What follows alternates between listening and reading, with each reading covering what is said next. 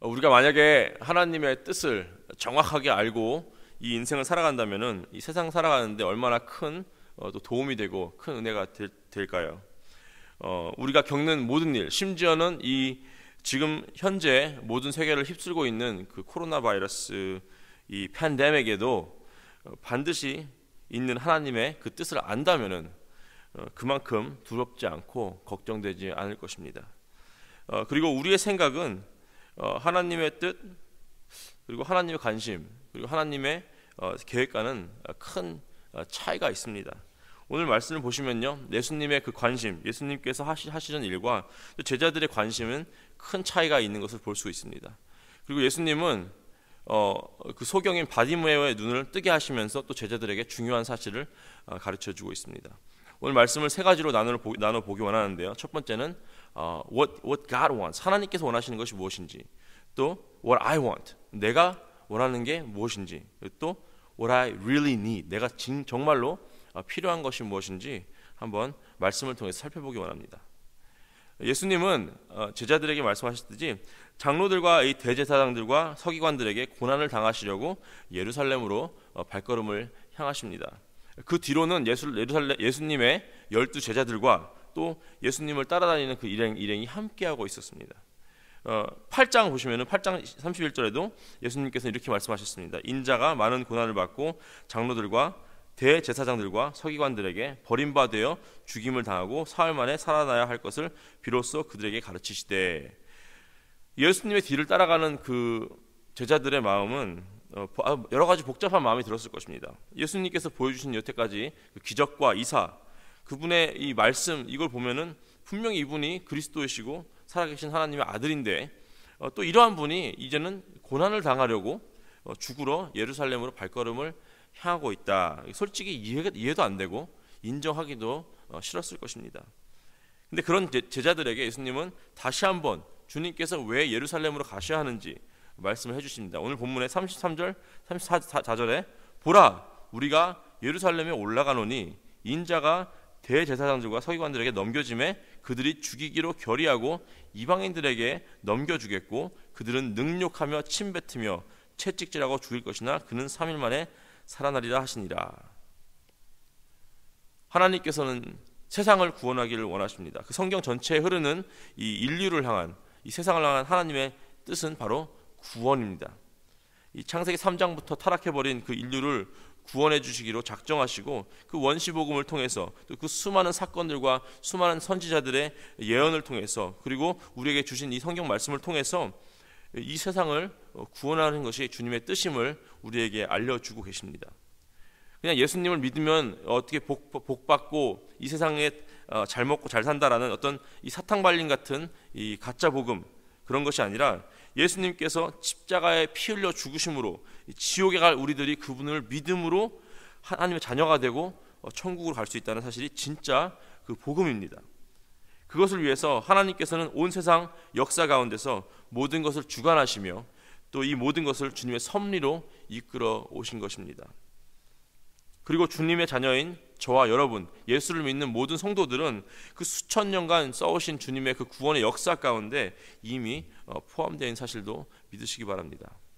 또 하나님께 원하시는 것은 이것입니다. What God wants is to save the world. 하나님께서는 이 세상을, 하나님의 자녀들을 구원하기를 원하십니다. 이 코로나 사태 가운데서도 반드시 우리가 기억해야 하는 것은 분명히 하나님의 구원의 역사는 여전히 이루어지고 있다는 사실입니다.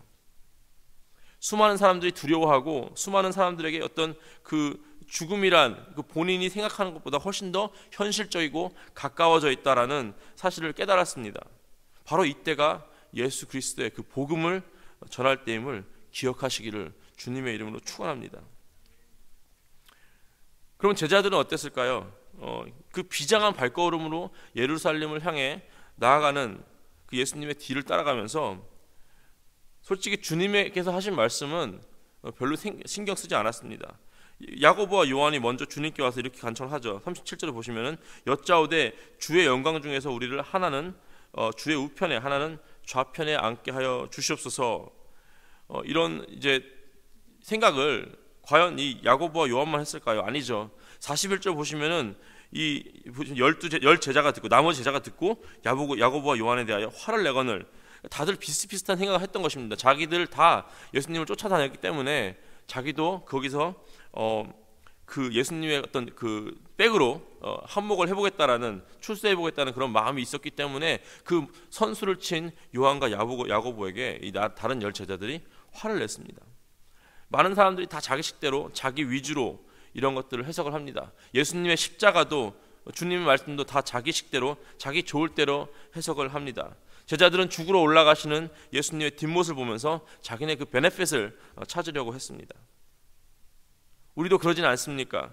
뭐든지 우리 자신에게 베네핏이 있으면 하고 열심히 하고, 그렇지 않으면 회피하려고 하진 않습니까? 특히 점점 더 개인주의적이 돼버린 이 사회는요, 섬김과 희생이 정말 찾아보기 힘들게 돼버렸습니다. 하지만 진정한 주님의 자녀들은 어려운 상황 속에서 나의 베네핏을 찾으려는 것이 아니라 자기 자신의 모든 것을 버려서 세상을 구원하신 예수님처럼 다른 사람을 먼저 생각하고 섬기고 헌신해야 함을 잊지 마시기 바랍니다. 예수님께서 말씀하시죠. 43절 45절에 너희 중에는 그렇지 않을지니 너희 중에 누구든지 크고자 하는 자는 너희를 섬기는 자가 되고 너희 중에 누구든지 으뜸이 되고자 하는 자는 모든 사람의 종이 되어야 하리라.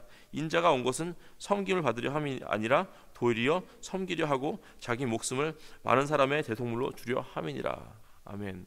이 와중에, 이 어려운 가운데, 혹시 마음 가운데 내가 어떻게 하면은 좀 힘든 사람들을 섬기고 또 이 교회를 섬기고 우리 교인들 섬길 수 있을까, 이런 마음이 드신다면은 반드시 그 하나님의 주신 마음으로 마음을 믿으시고 기도하시면서 그 일을 한번 행해 보시기 바랍니다. 예수님께서 얼마나 답답하셨을까요? 자기는 고난을 당하고 죽임으로 말미암아 하나님께서 그 몇천 년 동안 계획하신 그 구원의 역사가 이루어지는데, 그리고 또 그 고난과 그 고난의 순간과 또 예언이 이루어지는 어떤 그 역사적인 순간이 눈앞에 다가왔는데 여전히 자기 자신들의 베네핏만 찾고 있는 이 제자들을 보면서 어쩌면 많이 답답해하셨을 것입니다. 그리고 마침 여리고에 도착을 했는데 이 디메오의 아들인 맹인 거지 바디메오를 만났습니다. 생각해 보시죠. 바디메오, 그 사람들이 이게 누군지 안 거예요. 아는 사람이에요. 그러니까 뉘집 아들인 거예요. 디메오 씨의 아들 바디메오. 그러니까 어디서 굴러먹다가 온 출처도 모르는 그런 거지가 아니라 어렸을 때 그 가족도 알고 아빠가 누군지도 알고 동네에 어디 사는지도 아는 그런 거지인 거예요.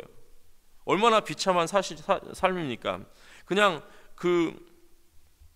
다 아는 사이인데도 불구하고 이제는 그 삶이 이제 눈도 보이지도 않는 데다가 구걸까지 해야 되는 거지가 돼버렸다는 사실입니다.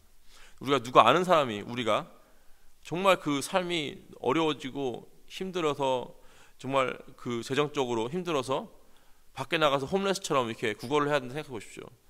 얼마나 그 삶이 비참하겠습니까? 얼마나 불쌍하겠습니까? 더 이상 그 바디메오는 갈 곳은 죽음밖에 없어요. 더 이상 내려갈 바닥이 없습니다. 가장 인생의 최 밑바닥에 있는 그런 사람이었습니다. 맹인에다가 거지였어요. 바디메오가 그 수많은 사람, 예수님께서 여기 오셨다라는 그냥 눈으로는 보이지 않지만 귀로 듣고, 예수님, 그래, 예수님은 나를 구원하실 수 있겠지 하면서 그 수많은 사람들, 그 수많은 노이즈와 그 소리를 뚫고 이 바디메오가 어디에 계신지도 모르지만 소리를 질러 말을 합니다. 다윗의 자손 예수여, 나를 불쌍히 여기소서. 막 소리를 지르니까 사람들이 조용히 하라고. 너 같은 게 이제 사회적으로도 이제 무시를 받는 사람이죠. 너 같은 게 뭘 지금 이 순간 말을 하느냐. 더 크게 소리를 집니다. 사람들이 얘기하는 거 신경 쓰지 않았어요. 자기는 이제 예수님을 꼭 만나야 됩니다. 그러니까 절박한 마음으로 더 크게 다윗의 자손 예수여, 나를 불쌍히 여기소서. 그리고 예수님께서 그를 부르자 50절에 보시면은 겉옷을 내버리고 뛰어 일어나 지체하지 않고 한순간에 예수님께 달려왔습니다. 눈이 안 보이니까요, 귀로 듣고 왔겠죠. 어디선가 이게 예수님의 음성이 들리니까 굴로 막 뛰어온 거예요. 이 장면은요, 이 예수님의 그 제자들, 그리고 또 어저께 본문에 나왔던 그 부자 청년과는 아주 대조되는 장면입니다. 예수님의 제자들은 예수님의 백으로 좀 출세해 보려고 했던 그런 마음이 있었고요.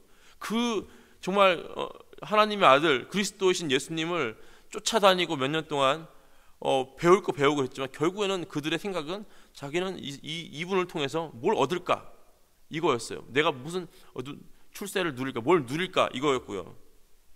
이 부자 청년은 다 갖추고 또 자기 힘으로 자기를 구원해 보려고, 내가 무엇을 하면, 내가 뭘 어떻게 하면 영생을 얻을 수 있겠습니까? 라고 예수님께 물어본 사람이었습니다. 하지만 바디메오는 단 한 가지만 예수님께 구했습니다. 나를 불쌍히 여기소서. 나를 불쌍히 여기소서. 내가 보기 원합니다. 나를 구원할 분은 다윗의 자손 예수님 당신 한 분밖에 없습니다. 나를 불쌍히 여겨 주시옵소서. 예수님께서는 그냥 눈만 뜨게 하신 게 아니라 내 믿음이 너를 구원하느니라. 그리고 바디메오는 눈을 뜨게 되었습니다. 여러분, 우리가 신앙생활 교회 열심히 다녀서 구원받았습니까? 착하게 살아서 구원받았습니까? 우리가 어떻게 구원받았습니까? 우리가 우리의 소망 없음을 스스로 인정했기 때문 아닙니까? 나 스스로는 나의 죄를 해결할 수 없음을 깨달았기 때문에 예수님께 나와서 나를 불쌍히 여겨 주시옵소서 라고 했지 않았습니까? 그리고 그 감사함과 감격 때문에 바디메오가 눈을 뜨자마자 예수님을 즉시 따랐던 것처럼 우리도 구원받고 그 감사한 마음으로 교회 나와서 예배드리고 또 섬기고 봉사하고 또 헌신하고 또 힘든 이 뉴욕 생활 가운데서도 열심히 헌금 생활 하지 않았습니까? 근데 혹시 어느 순간 우리는 예수님의 제자들처럼 이 마음 가운데 어떤 주님께서 주시는 어떤 베네핏을 누리려고 하지는 않았습니까? 우리가 섬겨야 되는데 섬김을 받으려고 하지는 않았습니까?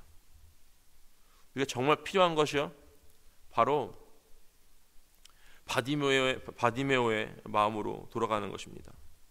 바디메오가 태어날 때부터 맹인이었는지 아니면 멀쩡하게 태어났는데 어떤 병이나 아니 사고로 인해서 시력을 잃었는지는 나와 있지 않아 잘 모르겠습니다. 하지만 거짓 신세까지 된 걸 보면은 아주 오랜 세월 동안 이 맹인이었음을 우리가 알 수 있습니다. 예수님께서 바디메오의 눈을 뜨게 하셨을 때 바디메오가 제일 처음 봤던 게 누굴까요? 예수님이죠. 예수님. 오랜 세월, 어쩌면 평생 동안 아니면 오랜 세월 동안 눈을 감고 뜨지 못하고 아무것도 보지 못했는데 눈을 뜨자마자 처음 본 것이 예수님이었어요. 그 길로 즉시 예수님을 따라갔습니다. 때로는 우리가 구원의 그 감격을 잊고 우리가 눈 떴을 때 봤던 예수님의 모습을 잊고 그냥 제자들처럼 자기 베네핏 누리려고, 아니면 이 부자 청년처럼 내가 뭘 잘해서 구원을 받은 것처럼 생각하고 착각할 때가 있습니다. 우리는 바디메오처럼 영적인 눈을 뜨고 우리를 구원하신 예수님의 얼굴을 바라봐야 할 것입니다. 이 코로나 사태로 많은 분들이 힘들어하고 계십니다. 정말 이 소망이 없고 절망 가운데 내려간다 해도 절대 변하지 않는 것이 있습니다. 우리 생각에는 세상이 뒤집어지는 것 같아도 하나님의 구원의 계획은 계속되고 있음을 믿으시기 바랍니다. 하나님의 역사는 계속해서 흘러가고 있습니다. 그리고 아무리 세상이 혼란스러워도 예수님을 믿고 구원받은 모든 주님의 자녀들은 여전히 하나님의 사랑받는 자녀임을 믿으시기 바랍니다. 또 한 가지, 아무리 어려워도 주님 안에서 우리의 가치가 변하지 않는 것처럼 하나님께서 우리에게 원하시는 삶도 변하지 않습니다. 45절 보시면 인자가 온 것은 섬김을 받으려 함이 아니라 도리어 섬기려 하고 자기 목숨을 많은 사람의 대속물로 주려 함이니라. 예수님의 어떤 가치를 지니고 있는 저와 여러분은 이 제자들처럼 이 베네핏을 찾는 것이 아니라 예수님께서 섬기셨던 것처럼 계속해서 섬기는 자리에 있어야 하는 줄을 믿으시길 주님의 이름으로 축원합니다. 많은 분들이 교회를 나오지 못해서 그 안타까운 마음으로 더 섬기고 싶은 마음으로 이렇게 연락이 오세요. 어떻게 하면 교회를 섬길 수 있습니까? 어떻게 하면 우리 교육자님들 수고하시는데 뭘 좀이라도 해드릴 수 있겠습니까? 너무 그 마음에 정말 감동을 많이 받습니다. 그리고 여러분 정말 보고 싶습니다. 이 자리에서 함께 드리는 예배 드린 그날까지 저희는 열심히 이 예배 자리를 지키고 여러분과 함께 이 온라인으로라도 예배를 드리기 원합니다. 우리가 다시 그날 하나가 되는 그날, 같이 한 자리에서 예배드리는 그날, 정말 그 섬김의 잔치를 서로에게 보여주고 하나님께 영광 돌리길 주님의 이름으로 축원합니다. 같이 기도하시겠습니다. 하나님 감사합니다. 어려운 상황 속에서 우리는 너무 쉽게 주님 이기적으로 변하고 자기 중심적으로 모든 것을 해석할 때가 있습니다. 하지만 주님의 구원의 역사는 계속되어 가고 있고 또 우리는 그 역사의 일부분임을 잊지 않게 하여 주시옵소서. 바디메오가 고침을 받고 즉시 예수님을 따랐던 것처럼 주님께서 우리를 구원하셨을 때 그 감격을 기억하며 우리가 있는 그 자리에서 예수님을 따라 살도록 도와주시옵소서. 우리의 닫혀있는 영적 눈을 뜨게 하셔서 바디메오가 처음 봤던 그 예수님을 우리도 보게 하여 주시옵소서. 예수님께서 하셨던 것처럼 섬기는 자리에서 감사함으로 섬기게 하여 주시옵소서. 이 모든 말씀 우리 주 예수 그리스도의 이름으로 기도했습니다. 아멘.